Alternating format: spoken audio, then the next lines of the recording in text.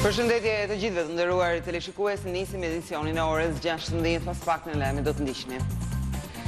Greqia do të kërkojë rifillimin e negociatave me Shqipërinë për kufirin detar duke përdorur të njëjtat standarde që u përdorën me Italinë. Ndërkohë, ish kreu i flotës detare turke i ka bërë apel qeverisë shqiptare të refuzojë këtë praktikë që sipas tij dëmton Shqipërinë. Greqia është duke përdorur votën e saj në BE për të kushtëzuar integrimin e Shqipërisë. Deputetët e saj në Parlamentin Evropian futën disa amendamente në një projekt rezolut për Ballkanin ku kërkohet që vendet aspirante të zgjidhin çështjen e kufirit dhe të pronave të minoriteteve.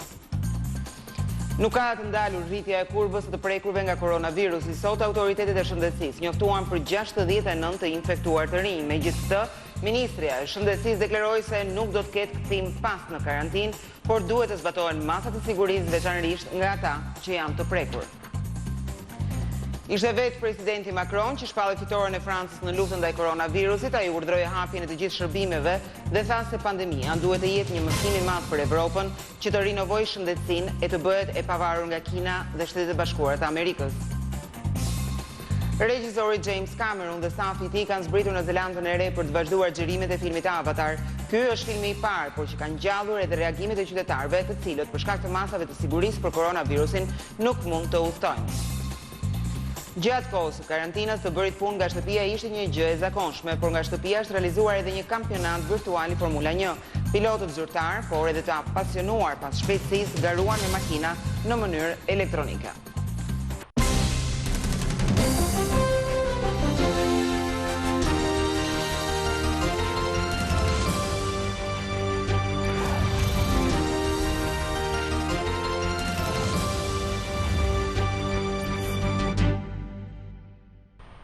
Dhe ju njojmë tani më gjërësisht me materialet e përgatitura të nderuar teleshikues. Greqia do të kërkojë së shpejti rifillimin e negociatave me Shqipërinë për kufirin detar duke përdorur të njëjtat standarde që u përdorën me Italinë. Ndërkohë, ish kreu i flotës detare turke ka bërë apel qeverisë shqiptare ta refuzojë këtë praktikë që sipas tij dëmton Shqipërinë. Ai bëri publik një dokument sekret që Ankaraja i kishte dërguar Tiranës në vitin 2009, ku e informonte për atë që Turqia e cilëson si mashtrimin grek me ishujt shkëmbor.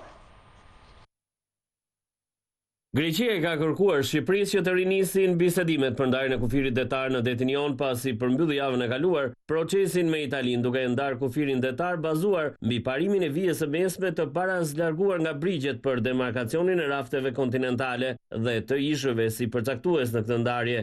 Pashtu italianët dhe grekët rënë dakord për zgjerimin e zonës bregdetare në 12 milje.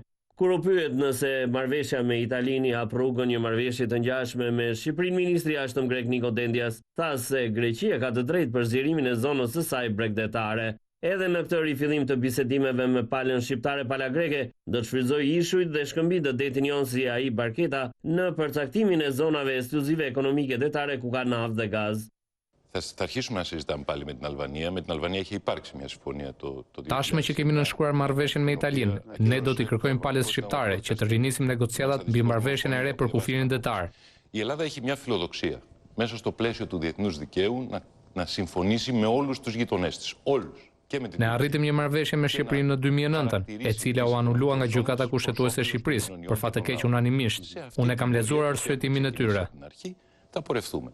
Και ότι είναι η δεύτερη συμφωνία που υπογράφεται. Ndërkohë admirali turk Cihat Yatsi në një deklarim publik javën e kaluar tha se 11 vite më parë, me anë të një dokumenti konfidencial, qeveria turke e kishte paralajmëruar Shqipërinë që të mos pranonte që ishujve grek t'u jepej efekti plot në procesin e delimitimit, duke e trajtuar njësoj si territorin detar dhe atë tokësor shqiptar. Duke e dhunuar në këtë mënyrë parimin e barazisë, tha Yatsi, në vitin 2009 zona detare shqiptare u zvoglua me 127 km2. Sipas tij, bazuar në të drejtën ndërkombëtare, një shkëmb aty i quajtur barketa nuk duhet të kishte ndikim të plot për përcaktimin e kufirit detar për shkak se nuk është ishull, por një shkëmb që del në sipërfaqe gjatë zbaticave.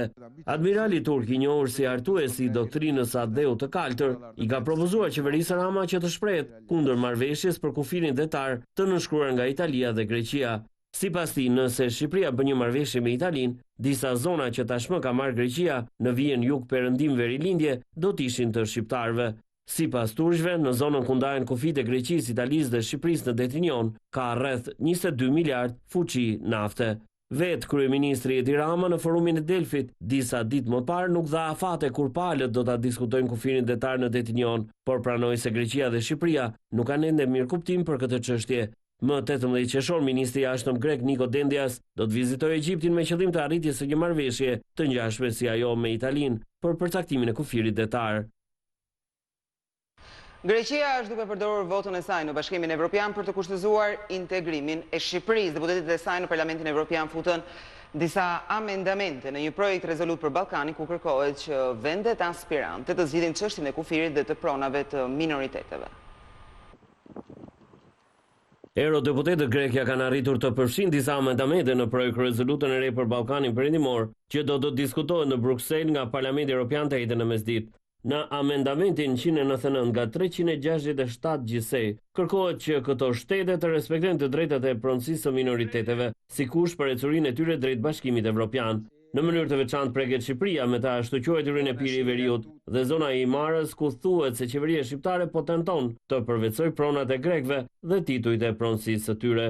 Edhe përcaktimi i kufirit detar përmendet si çështje e hapur dhe e pazgjidhur që duhet të mbetet kusht për Shqipërinë deri në anëtarësimin e plot në familjen europiane, siç janë edhe çështjet e tjera ndërkufitare mes vetë shteteve ballkanike. Ndërkaq në projekt rezolutën e hartuar nga eurodeputeti i së kroate Tonino Pikula, eurodeputetja e djathtë Kinga Gal ka propozuar amendamentin që përfshin 15 kushtet e përcaktuara në muajin mars nga Këshilli i Bashkimit Evropian që Shqipëria duhet të ketë përmbushur përpara thirrjes së konferencës ndërqeveritare me shtetet anëtare. Ndërkaq në ditën e vijim Komisioni Evropian do të publikojë kuadrin e negociatave që duhet miratohet nga Këshilli dhe që do të pasqyrojë faktin se Shqipëria ka zbatuar me sukses kushte të tilla si miratimi i reformës së zgjedhore, funksionimi i plotë i gjykatës së lartë dhe asaj kushtetuese, nisja e procedurave penale ndaj gjyqtarëve dhe prokurorëve që janë akuzuar gjatë procesit të vettingut, nisja e procedurave dhe plotësimi i procedimeve të para ndaj zyrtarëve të lartë shtetëror dhe politikanëve të korruptuar, vendimi i përfundimtar rreth ligjshmërisë së zgjedhjeve lokale të 30 qershorit 2019, po ashtu dhe përparimin në zbatimin e të drejtave të minoriteteve, si dhe censusi i popullsisë në përputhje me rekomandimet e Këshillit të Evropës.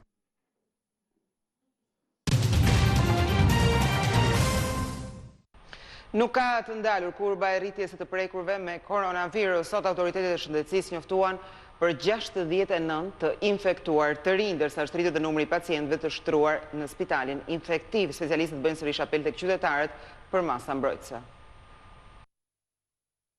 Nuk një ulje kurba e COVID-19. Rekord i ri infektimesh me 69 të prekur të rinj. Shumica e tyre janë kontakte dhe raste të infektuara në punë. 28 raste në Tiranë, 16 në Shkodër, 8 raste pozitiv në Kruj, 6 në Vlorë, 5 në Durrës, 2 në Elbasan dhe nga një rast përkatësisht në Kamës, Mallakastër, Puk dhe Lushnjë. Ka pësuar sërish rritje numrit të shtruarve në infektiv. Aktualisht në spitalin infektiv marrin shërbim spitalor 50 pacient, 7 janë në terapi intensive, një prej rasteve është intubuar. Mosha mesatare e rasteve është 60 vjeç, mbi 60% e rasteve të hospitalizuara janë nga Tirana. Nisur nga shifrat e larta të infektimeve të ditëve të fundit, Ministria e Shëndetësisë përmes një spoti u kujton sërish qytetarëve që të ruajnë veten dhe të tjerët nga virusi. Një apel i veçantë edhe për drejtuesit e bizneseve. Të zbatojmë protokollet e sigurisë sipas udhëzimeve të autoriteteve shëndetësore, duke disinfektuar ambientet, duke aerosur ambientet rregullisht, të përdorin maskat apo barierat mbrojtëse në çdo subjekt shërbimi ndaj qytetarëve. Çdo shkelje do të konsiderohet me rrezik për shëndetin e qytetarëve dhe si të tilla do të ndëshkohen nga ligjet në fuqi. Edhe pse situata po rëndohet dhe numri të prekurve po njeh rritje nga dita në ditë, Ministria e Shëndetësisë siguroi sot se vendi nuk do t'i kthehet masave kufizuese si në lëvizjen e njerëzve ashtu edhe në aktivitetet ekonomike. Pavarësisht se dita ditës po regjistrohen shifra infektimesh edhe më të larta se në periudhën e valës së madhe të koronavirusit, autoritetet shëndetësore në vend thonë se nuk do të ketë riizolim. Nuk do të ketë kthim prapa, por padyshim vlerëson që ka shumë nevojë për një vëmendje të shtuar për sa i përket qytetarëve, të cilët duhet që të vijojmë pra, të zbatojmë rregullat. Veç spitalit COVID-3, po përgatitet edhe një strukturë tjetër shëndetësore për të përballuar një fluks të mundshëm të shtruarve. Spitali i cili do të jetë në dispozicion të spitalit infektiv brenda strukturës së qendrës spitalore universitare Nën Tereza, pikërisht nëse do të kemi rritje të numrave. Manastirliu u shpreh se po punohet për forcimin e sistemit shëndetësor. Edhe këto 5 autoambulanca që do t'i shtohen urgjencës kombëtare, gjithashtu aparaturat aq shumë të nevojshme të respiratorëve të lëvizshëm apo të gjithë pajisjeve tjera që do të ndihmojnë në fuqizimin e të gjithë njësive të terapisë intensive kudo në vendin tonë, janë me të vërtetë element të rëndësishëm të fuqizimit të sistemit. Teksa rastet e personave të infektuar me COVID-19 në vendin tonë, Savine, rriten, ndërsa përgjegjësia qytetare është ulur shumë, policia e shtetit intensifikoi sot masat, duke marrë shkans edhe nga çifti i fushkryes që nuk pranoi të karantinohet ky institucion, i bën thirrje qytetarëve që të tregojnë të vëmendshëm pasi policia disponon listën e të gjithë personave të infektuar, kushdo që thyen rregullat do të zgjobitet deri edhe në heqje lirie. Po ashtu policia e shtetit ju bën thirrje edhe subjekteve tregtare dhe jo vetëm që të jenë korrekt me zbatimin e urdhrave të dalë nga Ministria e Shëndetësisë apo qeveria, pasi task forca do të jetë çdo ditë në terren. Në rast evidentimi mund të shkojë edhe në mbyllje të aktivitetit.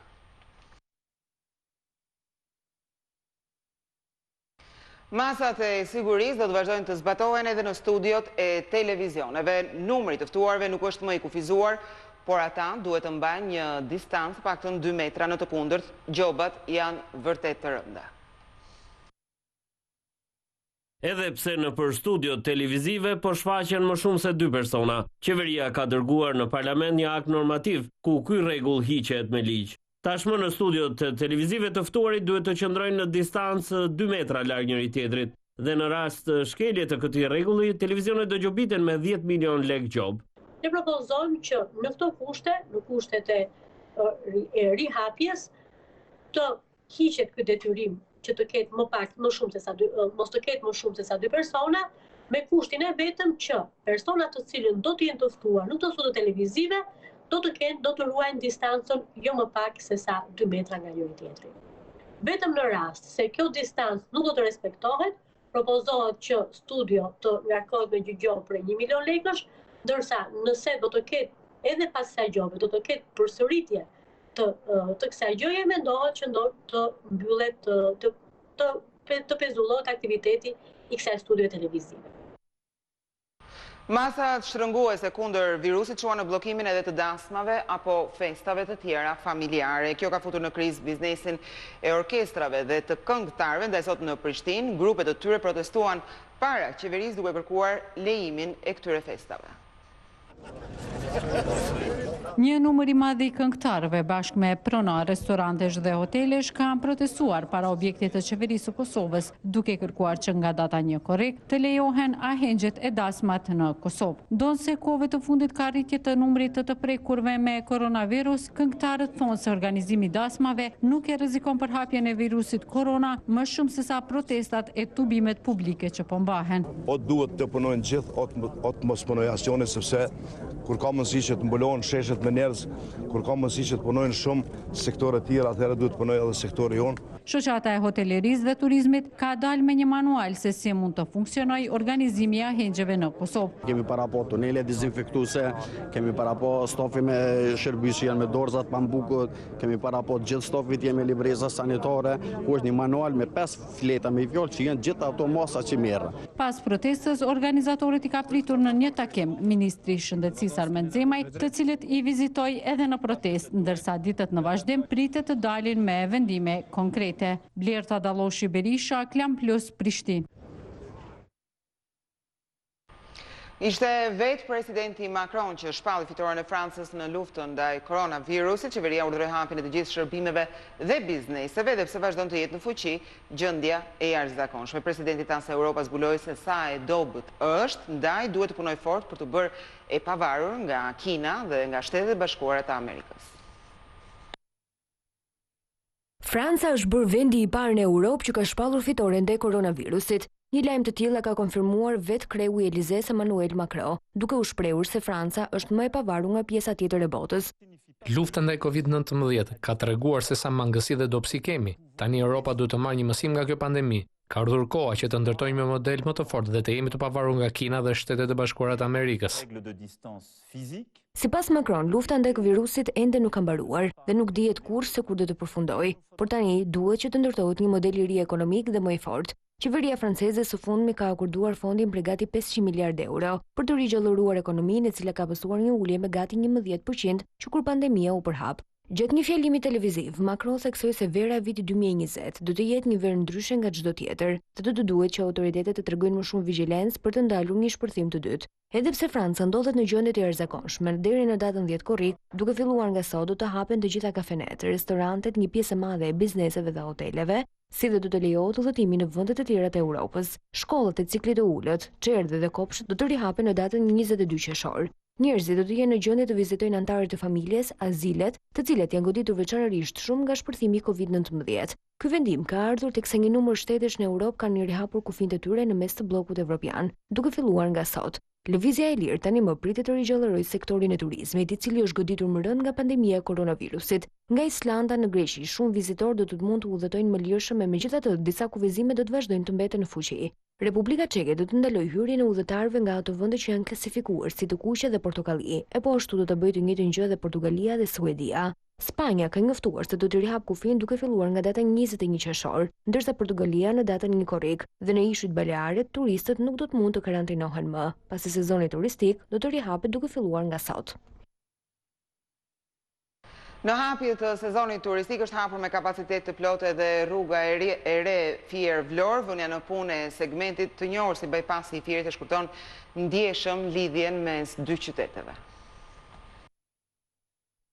Nga sot hapet me kapacitet të plot për automjetet bypassi i Fierit. Tashmë 22 kilometra i gjatë ky bypass është një bypass i kategorisë B, ekstra urban, i cili ka një limit shpejtësie 120 kilometra.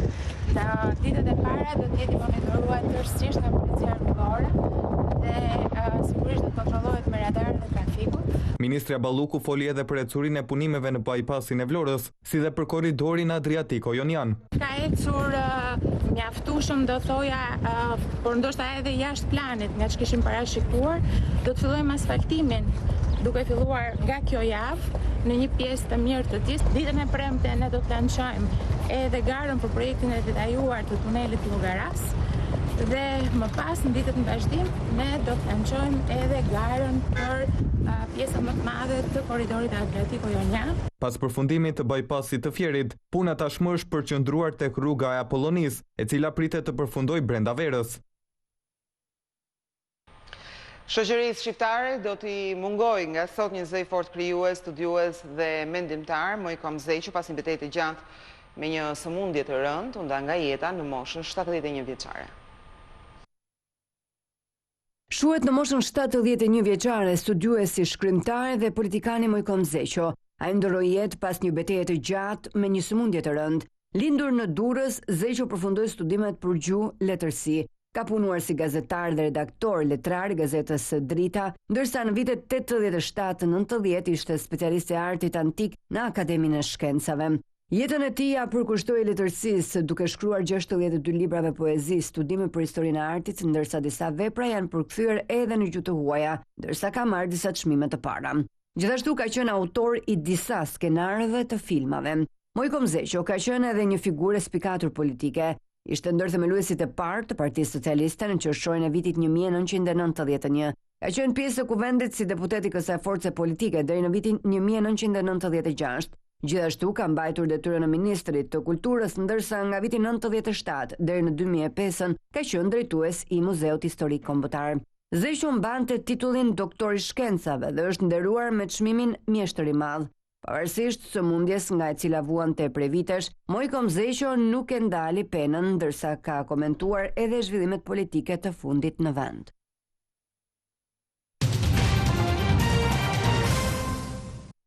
Banorët e zonës Zallë Gjoçaj kanë dalë të trishtuar sot nga gjykata administrative pas padjeve e tyre për të ndalur ndërtimin e hidrocentraleve në parkun kombëtar u rrëzua, ata thanë se tani do t'i drejtohen vetgjyqësisë. Gjykata administrative ka rrëzuar sot padinë e banorëve të Zallë Gjoçaj, që kanë më shumë se një vit që po protestojnë kundër marrjes së të vetmit burim ujor që ata kanë. Marrja e ujit në lumin Flim do të sjellë tharjen e të gjithë luginës dhe shkatrimin e gjithë parkut. Punimet gjatë kohës së izolimin nga koronavirusi kanë avancuar në brendësi të zonës së mbrojtur. Sipas tyre, shteti është bërë palë me firmën ndërtuese Seka Hydropower dhe po shkatron pronën, burimin e tyre të vetmin ujor, por edhe vlerat natyrore që ka kjo zonë. Ky park është një dëshmi që institucionet qeveritare nuk rakordohen mes tyre dhe lejet për hidrocentrale i miratojnë pas një lloj studimi. Leja e ndërtimit për hecin në Zallë Gjoçaj është dhënë më 3 tetor 2018, ndërsa zgjerimi i parkut kombëtar Lurdej është bërë 3 javë më vonë, më 31 tetor po të këtij viti. Është turp, është pasuri kombëtare dhe duhet të shkatrohet parku kombëtar Zallë Gjoçaj. Përse e kanë quajtur parku kombëtar? Kanë bë gati motoshara për të prerë dhe pyllin atje. Kanë bë gati gurore tani atje se u duhet parat për votimet dhe për thesin e miellit. Ligji ndalon nguljen e një gozhde në zonë të mbrojtur dhe ndërtimin e një heci.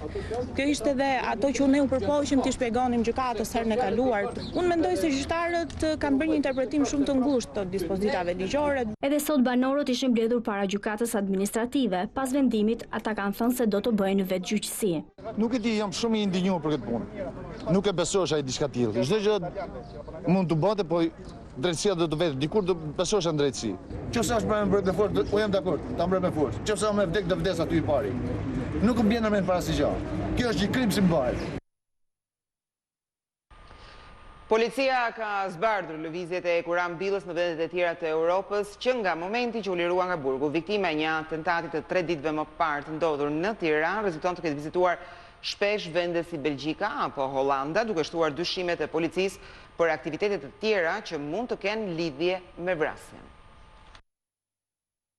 Në verifikimet e bëra nga grupi hetimor në sistemin Teams, rezulton që 40 vjeçari Hekuran Billa në më pak se një vit të ketë disa hyrje dalje në disa vende të Europës, si Italia, Greqia, Belgjika dhe Hollanda. Për këtë arsye, policia jon ka nisur letër porosi për të kuptuar nëse Billa ka rekorde të tjera kriminale të regjistruara apo jo. Hekuran Billa, sikur se tregohet në këtë vendim të gjykatës së Krujës, u lirua me kusht më 22 shkurt 2019. Vetëm 2 muaj më pas, pikërisht në prill ai fillon lëvizjet e para, fillimisht drejt Belgjikës, më pas në Greqi, Itali dhe Holand. Regjistrimi i fundit në Teams është pikërisht data 6 Qershor 2020 në pikën kufitare të Muriqanit. Ai ka hyrë në vendin tonë me të njëjtën makinë me targa angleze që kishte edhe në momentin që u vra. Që nga ky moment, thon burime pranë grupit hetimor, Hekuran Billa është ruajtur nga autorët, por nuk dihet pse si vend atentati u zgjot pikërisht zona e komunës së Parisit, ndër më të populluarat në kryeqytet, në një orar kur ka lëvizje në rrugë. Por nga skema është e ngjashme me vrasjen e vitit 2006 në Angli, atëherë kur Billa hyn në një klub në këtë shtet, në pronësi të një shqiptari dhe gjuan me breshëri automatiku, duke plagosur rond Prel Markun, i cili vdiq 2 ditë më pas në spital dhe duke plagosur 2 bashkombas të tjerë, që nga ai moment Billa u arratis mes Belgjikës dhe Danimarkës, vend në të cilin u arrestua në vitin 2008 për llogari të shtetit anglez. Gjykata e këtij shteti e dënoi atë me 35 vite burg, ndërsa më vonë kërkoi që dënimin e mbetur ta bënte në Shqipëri. Në janar 2016, ai zbret në tokën shqiptare dhe vuan vetëm 3 vite dënim. Për shkak të sjelljes së mirë, sikurse thuhet në vendim, gjyqtarja Enkelida Hoxha e liroi atë. Hekuran Billa u vra natën e 11 qershorit para një qendre tregtare. Policia ka shpallur në kërkim si autor të kësaj ngjarjeje Viktor Markun, vëllain e Prel Markut, që u vra në Angli 14 vite më parë. Një band grabitësi, shtëpish dhe dyqanesh kanë rënë në duart e policisë në Tiranë. Ata dyshohet se janë autor të 10 travjedhjeve, shpesh edhe me akte dhune ndaj pronarëve të shtëpive. Bien në prangat e policisë 6 persona, ndërsa shpallet në kërkim një tjetër. Ato akuzohen për vjedhje me dhunë dhe në kërcënimin e armës në një banesë në kryeqytet. Disa ditë më parë, persona të maskuar hyn në banesën e Mema për të grabitur, por nuk ja arritën. Menjëherë pas kësaj, komisariati 2 hartoi planin për identifikimin e këtij grupi, pjesë të cilit ishin edhe 2 antarë të kthyer në tmerrin e banorëve të njësisë 5 dhe 7. Me vendim të prokurorisë së Tiranës, u vu në pranga Spartak Qoku, i dënuar më parë për vjedhje, Petro Sava, Andi Kraja me detyrë agjent banke, Emel Hajdaraj dhe Claudio Metaj. Po në këtë grup bënte pjesë edhe Alex Skala, punonjës i Gardës së Republikës, ndërsa 4 ditë më parë u vu në pranga Franci Alimi. Ky i fundit, bashkë me Emel Hajdarin, janë kthyer në tmerr të kryeqytetit për shkak të kalibrit dhe metodës së vjedhjeve. Këto persona kanë bashkëpunuar edhe për vjedhjen e një tjetër banese në prill të këtij viti. Policia ka dyshime që ato mund të jenë autorë dhe të disa grabitjeve dhe vjedhjeve të tjera, por po punohet për zbardhjen dhe dokumentimin e tyre.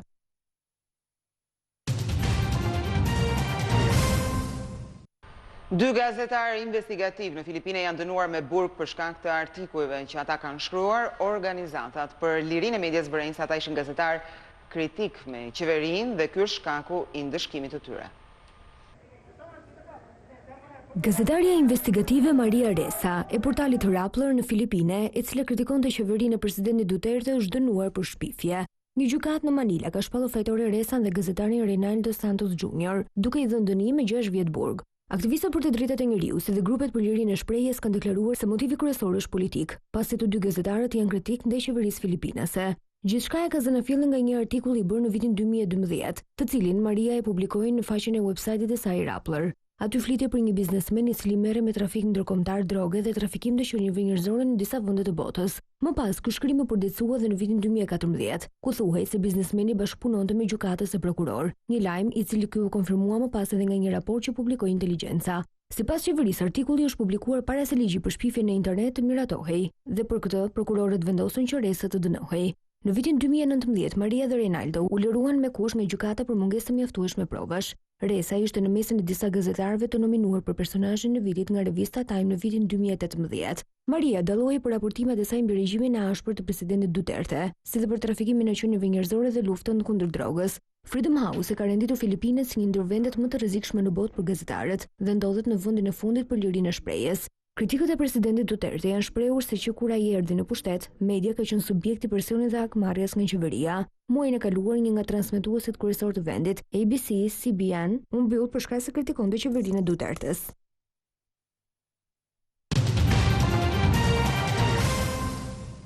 Regjizori James Cameron dhe stafi i tij kanë zbritur në Zelandën e Re për të vazhduar xhirimet e filmit Avatar. Ky është filmi i parë që nis xhirimet, por që kanë ngjallur edhe reagimet e qytetarëve, të cilët për shkak të masave të sigurisë për koronavirusin nuk mund të dalin edhe jashtë vendit të tyre.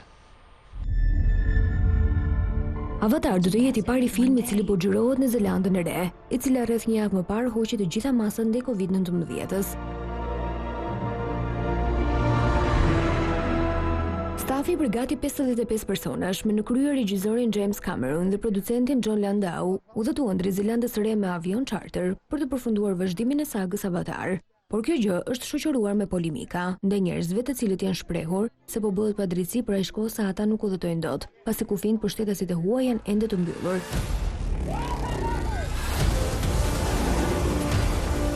Sipas producentit Landau, industria e filmit në Zelandën e Re do të hapi rreth 400 vende pune për të gjithë ata të cilët janë goditur nga pandemia.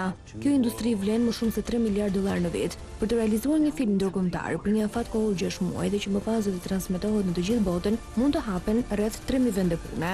Cameron ka vite që punon me vazhdimet e Avatar dhe publikimi i tyre është vënuar për shkak të koronavirusit. Seria e radhës është planifikuar të dalë në kinema në dhjetor të 2021-shit, nga ku më pas do të jenë edhe 3 të tjerë, të cilët do të transmetohen në vitin 2027.